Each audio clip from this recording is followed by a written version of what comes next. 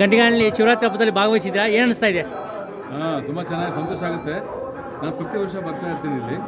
ನಮ್ಮ ಪತಿಯವರು, ತಂದೆಯವರು, ಅಪ್ಪಾಜಿಯವರು ಬಂದರೆ ಒಳ್ಳೆ ಮರ್ಯಾದೆ ನಮಗೆ.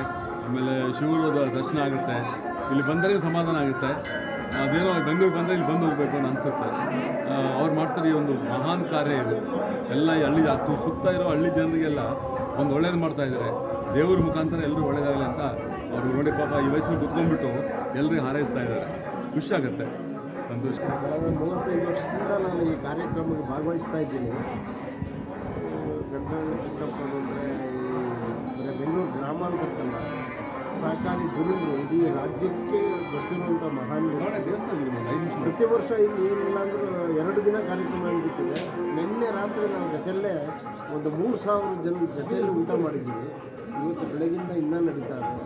ಭಗವಂತ ಅವ್ರಿಗೆ ಇನ್ನೂ ಈ ಕಾರ್ಯಕ್ರಮ ಯಶಸ್ವಿ ನಡೆಸೋದಕ್ಕೆ ಆರೋಗ್ಯ ಕೊಡಲಿ ಅಂತೇಳಿ ನಾನು ದೇವ್ರ ಪ್ರಾರ್ಥನೆ ಮಾಡ್ತಿದ್ದೀನಿ. ನಿಮ್ಮ ಹೆಸರು?